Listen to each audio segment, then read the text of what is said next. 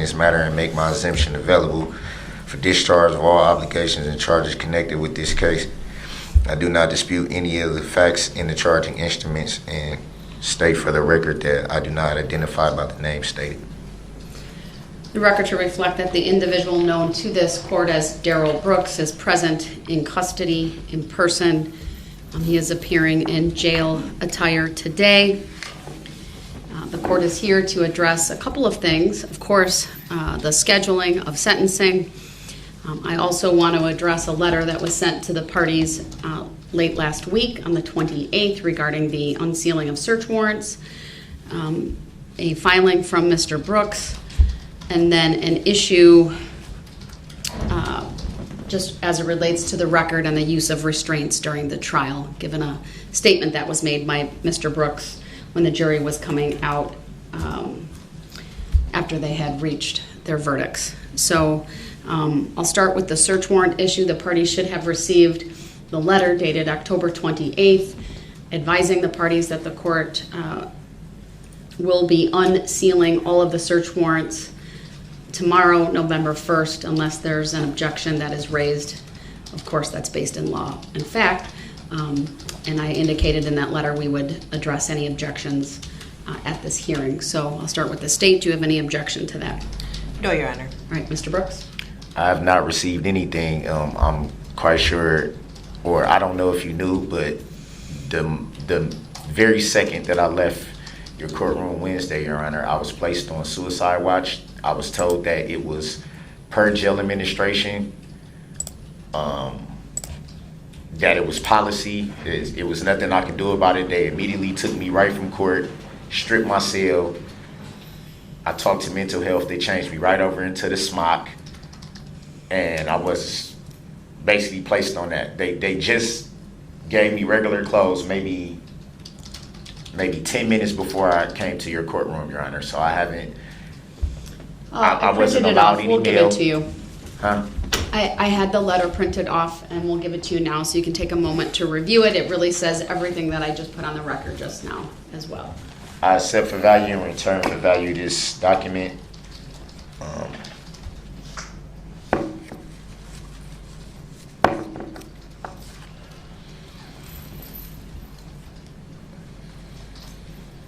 I would just note there's a typo in your name, so my apologies for that.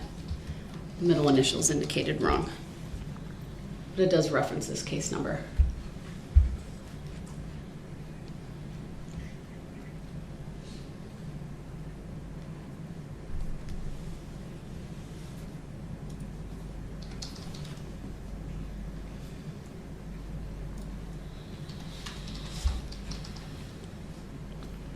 When was this letter? Because like I said, I've been on watch, so I haven't been able to obtain any mail whatsoever. Not from the courts, not personal mail, not anything. So that was signed on Friday and then sent over. I'm not sure if it was emailed or if it was just delivered to the jail. I don't know if Madam Clerk has any information. It was done by my other clerk. But in any event, you have it before you. What I can tell you, sir, is that normally search warrants may be sealed for a period of time. All of these warrants were set to be unsealed previously, but due to the pretrial publicity and the various orders related to the jury, including the use of the jury questionnaire, I had, at the request of the parties and with the consent of all parties, sealed or continued the seal on all of these documents, and the previous order indicated that everything would be unsealed either November 30th or at the conclusion of the jury trial, whichever came first. Of course, the jury trial is now concluded, even though the case hasn't gone to sentencing. So my intent would be to unseal everything tomorrow, unless you have an objection and it's based in law. I have, like you said, this is my. I didn't even know that this was even sent over to the jail until right now, until you told me. Understood. Do you have an objection to what I propose to do, sir? I don't even understand. What do you mean by sealed and unsealed? I don't. It would become a matter of the public record, and anyone could review those search warrants if they make a request. Search warrants for what, property? There's a number of search warrants that have been sealed as it relates to this case. From what I saw, everything's been pretty much public. I don't see why they need to be unsealed at this point. Everything's pretty much been public already. All right, well, I am going to unseal them effective tomorrow. The clerk's office is instructed that first thing tomorrow morning they may unseal all of the search warrants in this case. The next issue I want to address is I want to make a record specifically as it relates to the restraints that the Sheriff's Department utilized during this case, given a comment made by Mr. Brooks when the jury was coming out the very last time. I don't recall if you said something about a stun belt or shackles or something to that effect, but it was inaccurate. I have asked the Sheriff's Department to provide photographic documentation of the shackles that were utilized in this case. The parties will recall the tables look a little different now because there are no table skirts on them. On all defense tables in the secure courtroom, there is a ring. It's really more looks like a rectangle that is attached to the leg of the table, and an inmate who's in custody but in trial, a soft restraint system is utilized, primarily so it's soft and not heard, and then it's attached to the table so that it confines the inmate to a small area with that table. Obviously during the trial, Mr. Brooks was able to stand. His hands were free, but I felt it important to have a thorough record of the restraints that were utilized. The photographs that have been provided are on a compact disc. They will be filed as Court Exhibit 3, but they will remain under seal. And that is because of the security concerns related to how the Sheriff's Department secures inmates during a trial. That certainly is an overriding interest, overriding any public interest to see what those restraints are. And I would just further note that during the trial, when Mr. Brooks would be brought from the holding area into the courtroom, this courtroom was closed to the public, and that was really to maintain that privacy, if you will, or secrecy, if you will, regarding the restraint system. And so I believe it's important that that information not be released to the public. It will be available, of course, to the court and the parties. And if there is an appeal, any attorney that may represent you can certainly look at that, but it'll otherwise be under seal. So Why would that? The record is very clear on the restraint system that was utilized during this trial. I have a question to that. Okay. Why is that remaining sealed, but everything else being open to the public? I've indicated my reasons are on the record. I'm not going to restate them. So. Well, I think that the public, if they're allowed to see search warrant information and things like that, then I think that they should know that it was a shock device on my ankles. There was no shock device. It was a shock device. I was told it was a shock device. Mr. Brooks. And that's it was why covered I'm up. making the record. It was covered up by a black cloth, so the jury purposely could not see it, and so that the public cannot see it. I was told that a chair had to be placed on my side so that no one can see that I was shackled with ankle shocks. I think the public should know that. The jury should have known that. That's what they were. Mr. Brooks, I've made my ruling. Your I characterization respect your of ruling, those but it as, should be noted. Your It should objection be is noted. noted for the record. It should be noted that I had a shock device on my ankles. That's fact. It It's is a not fact. a fact, sir. It is a fact. I'm the one that had them on my ankles. I inquired about what they were. Obviously, I'm going to require about what's being put on my body. I was told that they were a shock device, which I know how a shock device looks because I've been through this before in Milwaukee. So I know what a shock device is. It was clearly a shock device that was purposely not shown to the jury or to the public. Purposely not. And then now you're saying that it's going to be sealed. Well, why should it be sealed? The All right, public Mr. doesn't Brooks, deserve. The public deserves you've to made know a record, The And public it's deserves noted. to know about And- things pertaining to a search warrant, but not the fact that I was limited by a shock device. That if I moved the wrong way, I could have got shocked with all this voltage. It's absolutely false that you That had a is shock not device false, on, and sir. you know that it's not false. Well, I have the photographs Well, show that will be where's part the of the photographs? record, Where's the photographs? and they You will just be said they would be sealed. Why do they need to from be public sealed? view Why for do the they need to reasons be that I've sealed from already the public? indicated. Why do they need to be sealed Mr. from the Brooks, public? I need to move on to scheduling. Can we move on to subject matter jurisdiction that hasn't been proved for the record? All right, so Can we move on to that? Mr. Brooks, I really don't want to remove you from the courtroom today, but I I need to move don't on want to be removed, but you're not going to sit here and tell me on the record what was on my body when I was told what it was. That's inaccurate, and I refuse. At a Your later Honor, point in time, I Your will Honor, put. I refuse to sit here and let you make an inaccurate record when you know that it was in fact a shock device. That's why I had the black cloth in front of the table so it couldn't be shown. That's not why I had right. a chair sitting on the side of me that was told needs to cover up the fact that I had a shock device on my ankles. And I think it's very, very, very unfair, and it's dishonorable to get on a record and not tell the truth. I'm not trying to dishonor you, Your Honor. I'm not trying to disrespect you. I'm not trying to disrespect your court. I just want the truth to be told. That should not be sealed. If everything else can be open to the public, then the public should know that I had a shock device on my ankles. That was purposely not shown to the jury or to the public. They should know that. All right, thank you, Mr. Brooks. I disagree wholeheartedly with your Well, characterization. it's not true. Mr. Brooks, I didn't interrupt you. Please It's not don't true. interrupt me. It's not true. Mr. Brooks? I'm quite sure there's cameras rolling right now because there are always cameras rolling.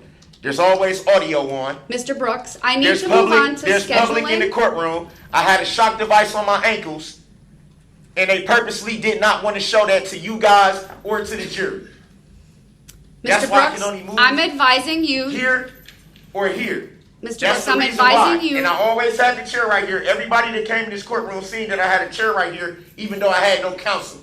What is the reason for me to have a chair right here? All right, Mr. Brooks, Why any did I have a further, black cloth any in front of further the table? interruptions will result in you being removed to the other courtroom Okay, because and you're you not hold me letting in move contempt. on to That's okay. scheduling. Is it civil contempt or criminal contempt? All right, one more interruption and you will go to the other courtroom. Well, they need to know that. Stop. They need to know that. They need to know the truth. I'm going to ask the state some questions. If you interrupt when I do that, you will be removed to the other Okay, courtroom. remove me then. All right, Remove me Attorney then.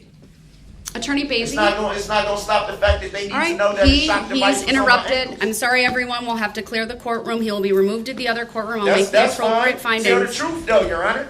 Tell the truth. I had a shackle. Lieutenant. I had a shock device Captain, on can my I ankles. please see you? We're off the record. The record and State versus Brooks appearances are as they were before. Mr. Brooks, if you interrupt me, I will mute you so that I can make an adequate record regarding. Me anyway, Your Honor. All right, he interrupted. I will mute him. I need to make a record of his removal. The court did warn Mr. Brooks repeatedly that if he continued to be disruptive, the court would remove him to the other courtroom. It was my sincere hope that that would not need to take place today. I gave him the final warning, and then I indicated I would be turning to the state to ask them some questions, and if he interrupted that process, he would be removed. He immediately interrupted that, and so the courtroom was closed. He was put into the other courtroom. I have confirmed that the audio and visual technology is working. He can hear, he can see, at least the other individuals in there confirmed that that was the case. He was audible for a little bit when I first went on the record, but he continued to be disruptive, and so I did utilize the mute function of the technology so that I could make an adequate record. Although this is really a scheduling hearing today, I will make a finding under Illinois versus Allen that his conduct was did disregard the elementary standards of proper conduct, of decorum and courtesy. He was disruptive. He interrupted multiple times and challenged this court when this court was making a record regarding the restraints that were utilized throughout this trial. I'm not going to do it today, but I will at a later point in time. Perhaps after scheduling, I will have a deputy testify regarding the restraints that were utilized. so that there is a full and complete record about what was utilized and what was not utilized throughout this trial. It is absolutely false that a stun belt of any kind was used on Mr. Brooks. I don't know if he's receiving that information from other inmates, but that was not utilized in this case. It was a soft leg restraint setup, if you will, where he was shackled his ankles with the soft restraints and the soft strap so that it did not make noise. That was all attached to the table, and it is absolutely true that there was a black table skirt on the tables, both the state's table, the defense table, in this courtroom, despite Mr. Brooks believing that it was not done for his benefit. It was to shield that information from the jury. It's also true that at all times when he has been brought into court, it's been before the court has been open to the public. If this court needed to remove him to the other courtroom, it was also done with the courtroom closed to the public. That was, of course, a security decision made by the sheriff's department. They are in charge of his security as well as the court's security during any court proceeding in this courthouse. And it was their discretion and decision on what restraints would be utilized. And again, I'll go through that later and have a record made of what was utilized, including having one of the deputies identify what's on the exhibit. I'm not going to show that publicly. Again, there are security reasons.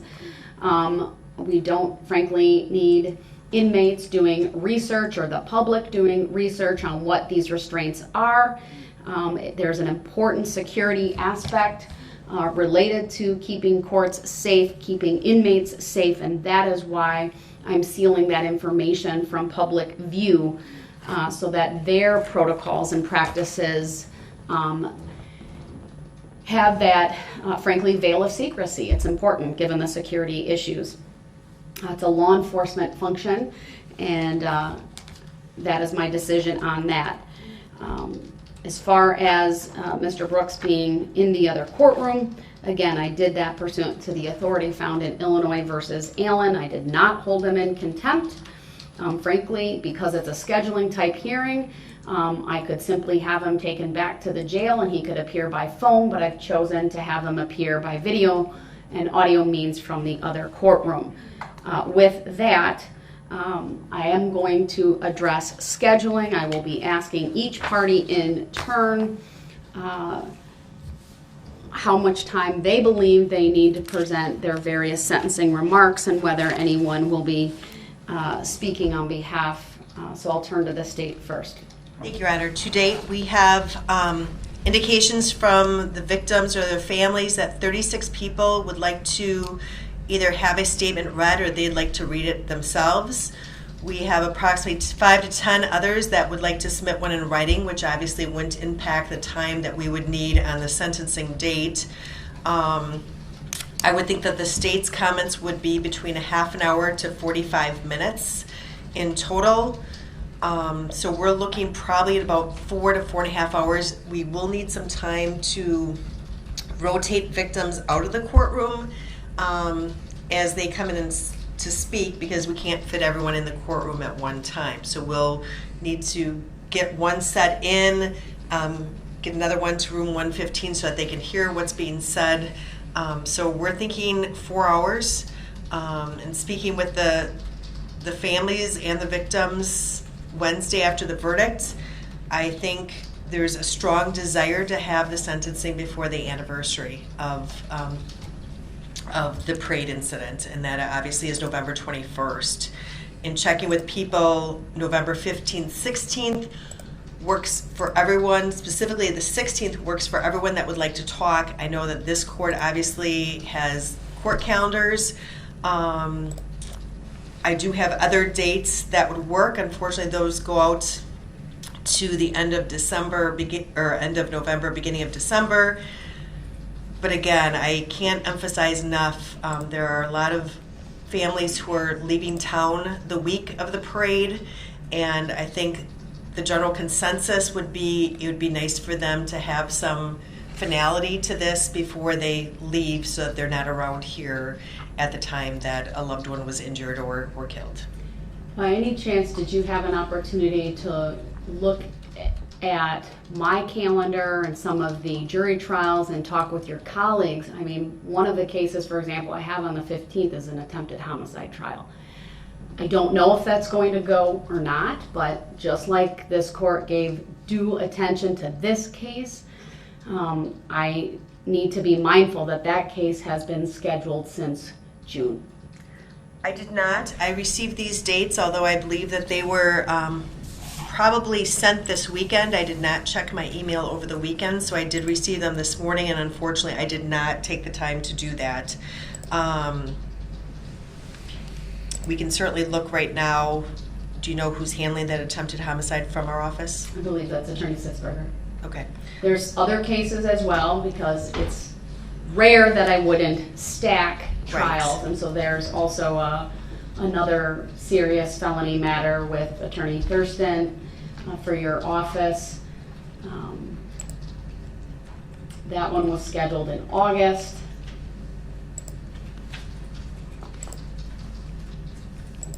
I have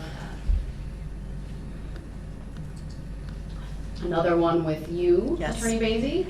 I'm just looking at the number of.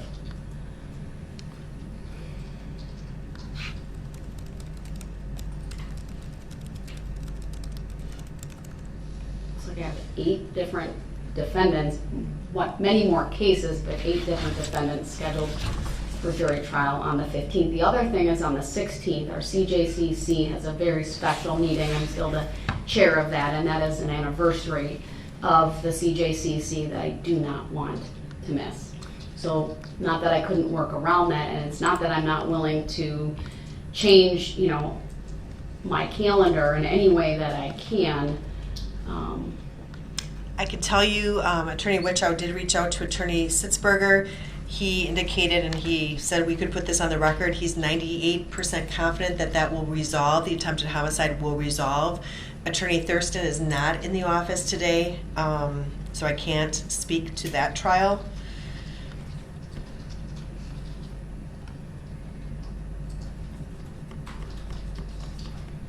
All right, let me, before we look at dates, of course, let me talk with Mr. Brooks and find out how long he anticipates his sentencing remarks and whether anyone. So, sir, I have unmuted you if you could speak to scheduling. First, Your Honor, I would just like to say that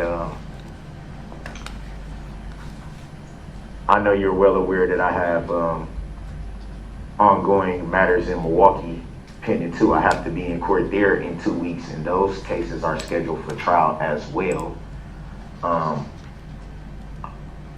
I haven't had the opportunity to speak with my representation over there because of the protocol that I've been on these past, I think it was 5 days since I last was in your court.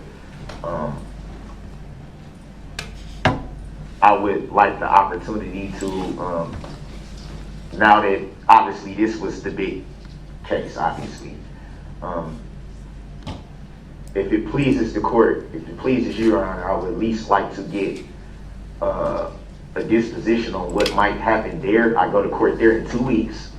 I'm sure that I would learn a lot more at that time. I'm not sure if I'm going to have the same representation at this point or if something's going to change with that. Do you So know that's the something that specific date that you're scheduled? The 17th. That's for both cases. I don't know why they put both cases on the same date. And like I said, I don't know if anything's going to change between now and then. But both of those cases are scheduled to go to trial. And like I said, with the representation there, I don't know what's going to happen with that as of yet. There's been issues for months with that. I know that's something that Milwaukee has to deal with and not your court. But it would be a great help to me to at least be able to find out what I can find out about what can possibly happen there. And to also do any work that I may need to do on my end to prepare for that. So I have looked at the dates. You are right. There's a hearing on the 17th at 2 p.m. The trial, though, in that case is not scheduled until December 12th. So my belief would be I could certainly see the judge in that case understanding if we had to go to sentencing, or I chose to go to sentencing on those dates. And it looks like, again, both cases are scheduled for those same dates. Yeah, it was kind of weird to me. The way they scheduled both cases on the same day was just kind of like, I didn't really understand why they did it like that. Well, let's talk about a related issue, and that is, do you anticipate anyone speaking on your behalf at the time of sentencing? I do. All right. I do. And do you know how many people you anticipate speaking on your behalf? I don't know an exact number, Your Honor. Rough estimate, there'd be 20 or more. I have not yet spoken with everybody, obviously, because of the protocol that I've been on. I haven't had the chance to. Essentially, some people will be traveling to Wisconsin from different areas, different states. And I know they've expressed wanting to be there to speak for that. But like I said, me, myself, not being able to have the opportunity to speak with them personally, I don't know exactly how many. And I don't know how many people will be coming from different parts of the states. I would ask, if it pleases Your Honor, to be able to have everyone that does want to speak and does want to address the court, to give them the opportunity to be here for that. I know there's, as far as the people that are here in Wisconsin that will speak, one thing that they was stressed to me is that how is everything going to affect what's going on in Milwaukee? So that was like one thing that came up, because I had totally forgot that the Milwaukee court dates were this close. And so I was just like, yeah, you're right, 17th, that's 2 weeks roughly. I don't know exactly where we're at in those proceedings. Like I said, there's still like some issues going on with the representation. I haven't been able to reach out. Obviously, I can't reach out from where I'm at, collect call wise. And I've had very, very limited interaction with the current representation in those matters. So I don't know what pleases you, Your Honor. I don't know what pleases the court, but I guess what I'm seeking is for enough time to know exactly who's going to be speaking, where they're going to be traveling from, and a little bit more information that I can provide to this court about the proceedings in Milwaukee County. One of the things that I've done for other cases, and I know I was asked about this previously as well, and I would also offer it up to the parties, is I will also make available Zoom for victims, family members, including your family members, who would like to make a statement on your behalf. The only thing I ask, though, is I'm not just going to open up my Zoom to anybody. And so anyone who wants a relative, a victim, family member to speak, whether it be from the state or from you, Mr. Brooks, is I need to know who, no later than probably a couple of days before. I'm leaning toward scheduling this on the 15th, so that would be like the Friday before, which would be the 11th, so that when they come on the Zoom, they're identified, and then I let them in. So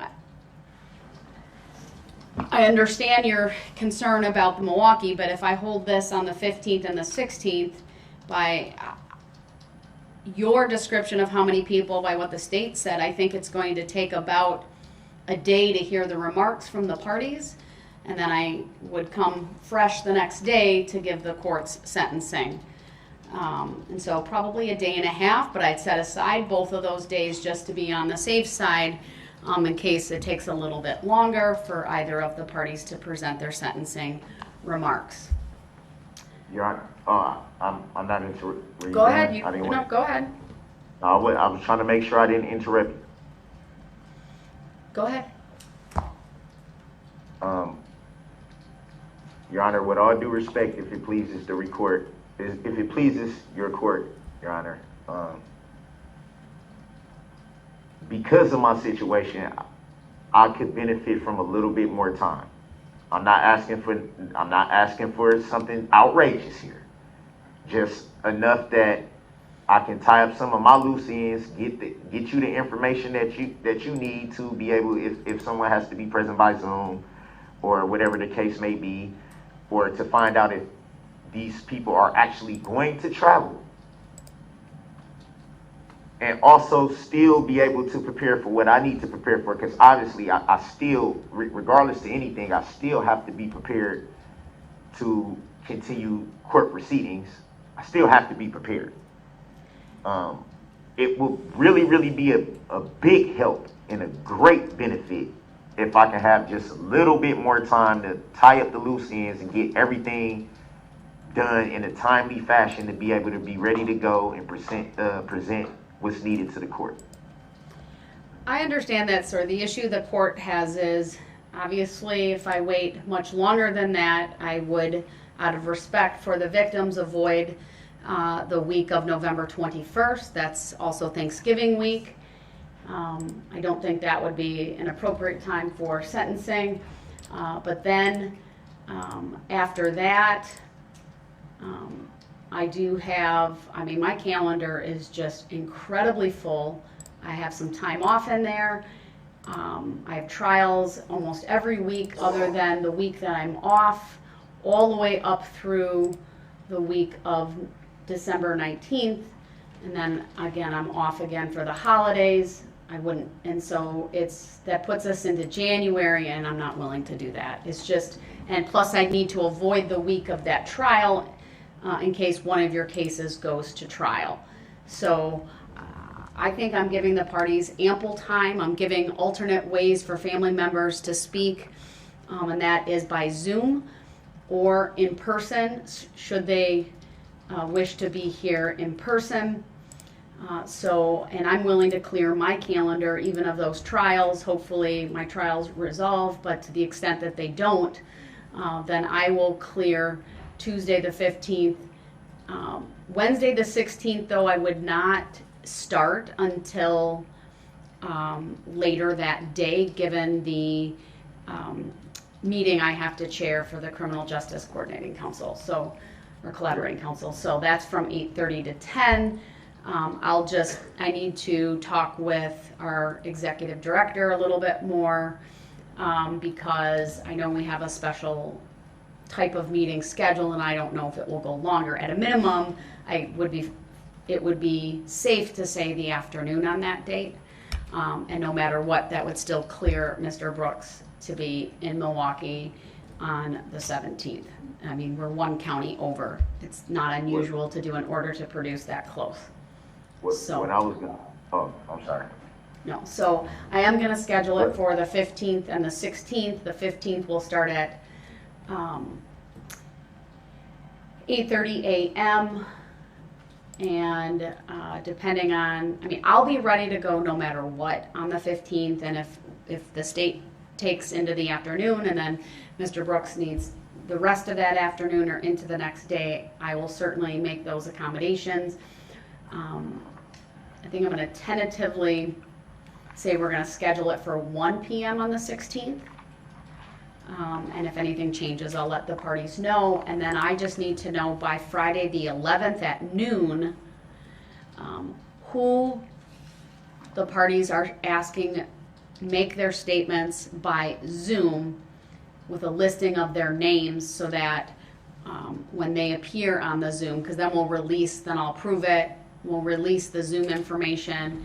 I need everyone to be aware, though, including victims, you may not your family members, and it may not just simply give this Zoom information out. It will be only for those individuals that are identified by the state as wanting to appear by Zoom. I want to keep a tight control over that. And if I don't see like a name either says a name that's been approved, like if, let's say you had a friend by the name of John Smith.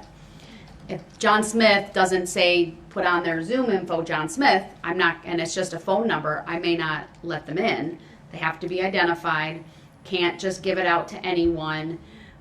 And it's only for those individuals who want to make a statement, since the proceedings will be live streamed as well, whether that be how we've been doing it throughout the trial, or if I utilize the Zoom and the live stream I've done in the past, so that other people can watch it as well, and to facilitate the smaller courtroom that we have. So that's my decision on that. And at the I want to just very briefly have, I believe it's going to be Deputy Kibler who's going to testify about the restraints. Your Honor, Yes. but I'm not trying to interrupt. Go ahead.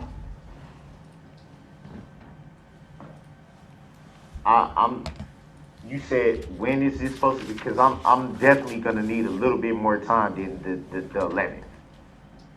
Mr. Brooks, I've made my decision. The sentencing will be on the 15th and the 16th of November.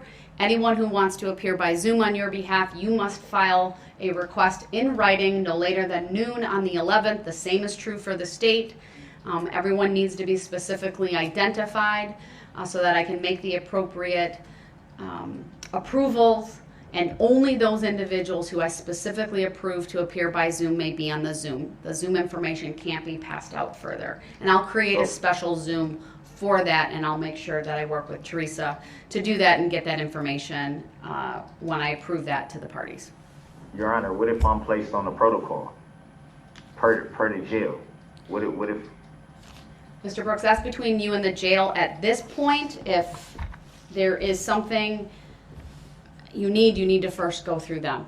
I'm not going to step on their toes with their protocols. I'm sure they'll understand this is a very important sentencing for you and make certain accommodations. They've done that throughout this case. I trust that they will do that as they determine is appropriate. They haven't done it for the past week when I went on a protocol without even telling them anything suicidal in nature, and I was still placed on a suicide watch protocol. I understand that, sir. I need to move on because I do have calendar this afternoon, but I want to have Detective Kibler come to the stand. Kibler. Your Honor. Deputy, what did I say? Detective, did I give you a promotion? Sorry. All right. He's going to come on up to the witness stand. I'm going to swear him in, and we'll go from there. For the record, may I respectfully object to your ruling, Your Honor? It's noted for the record. All right. Madam Clerk, swear him in, please. For the record, may I respectfully request a legal reconsideration All right, of your Mr. ruling, Brooks, Your I'm going to Honor? have to mute you because I need to keep going and I can't have this disruption. Go ahead. Raise your right hand. Do you solemnly swear that the testimony you're about to give shall be the truth, the whole truth, and nothing but the truth, so help you God? I do. All right, thank you, sir. Have a seat. I'll let you put your name on the record so I don't get that wrong. And so go ahead. Please state and spell your first and last names. First name Nicholas, Nicholas. Last name Kibler, Kibler. All right, thank you. And you are employed in what capacity with the Sheriff's Department? I'm a deputy for the Waukesha County Sheriff's Department.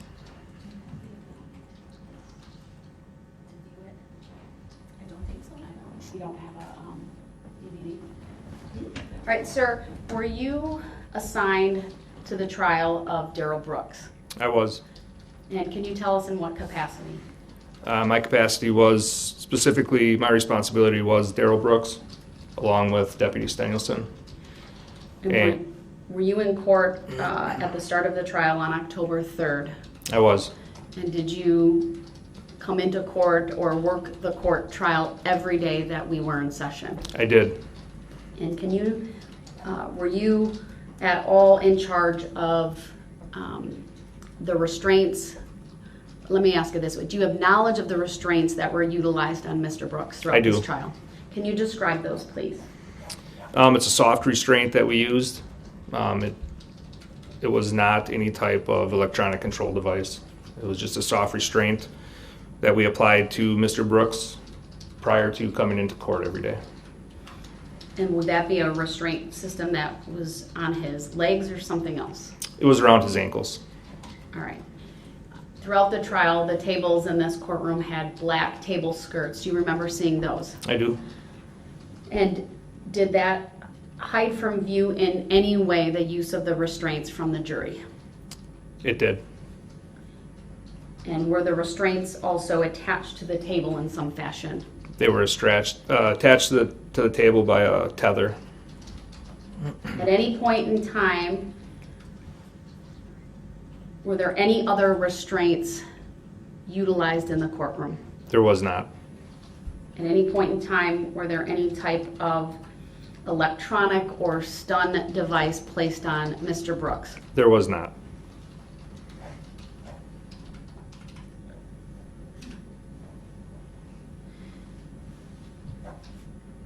Anything you would want to add to the record regarding the restraints that were used in this case, sir?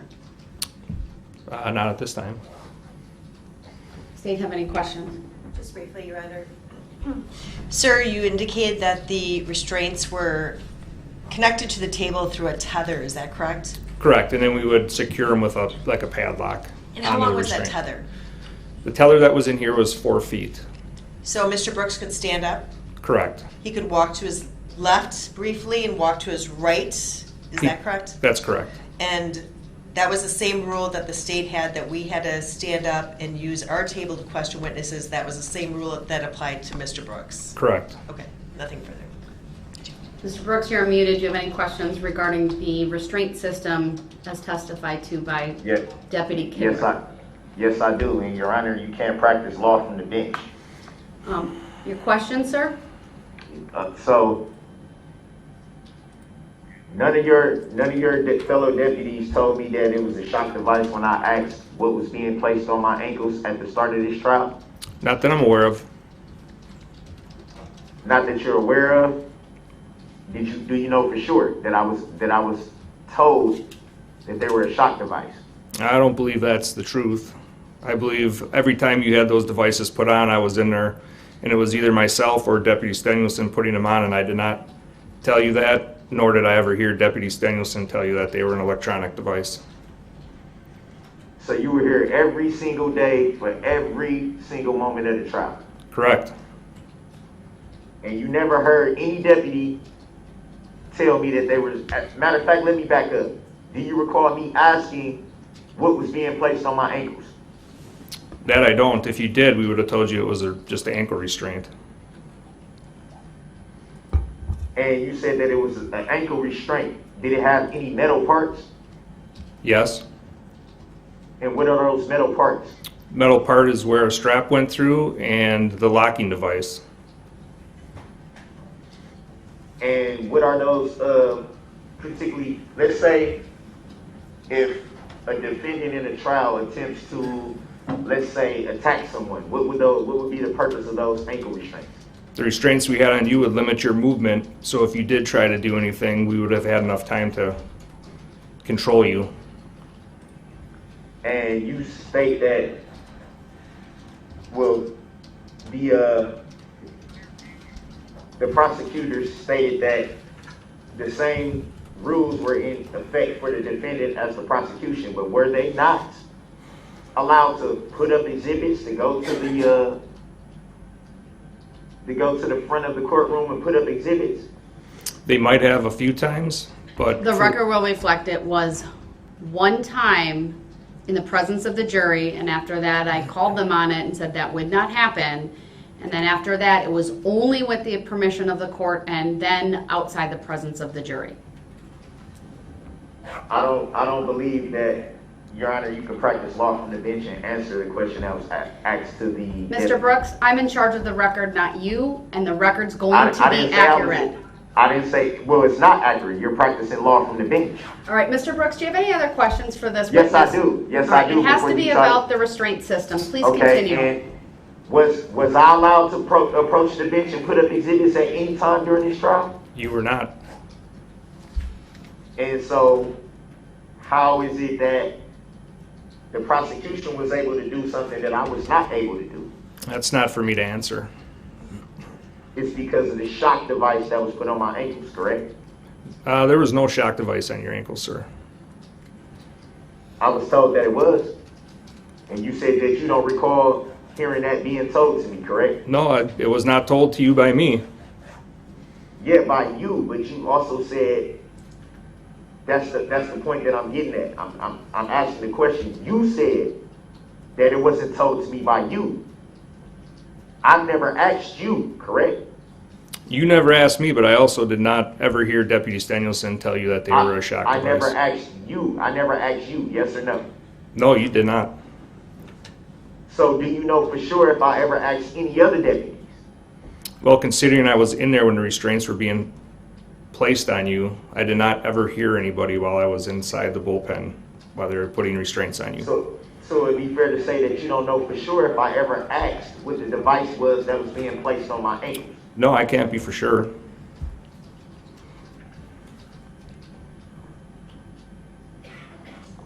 So how do you know I didn't ask? You don't have to answer that. That's argumentative.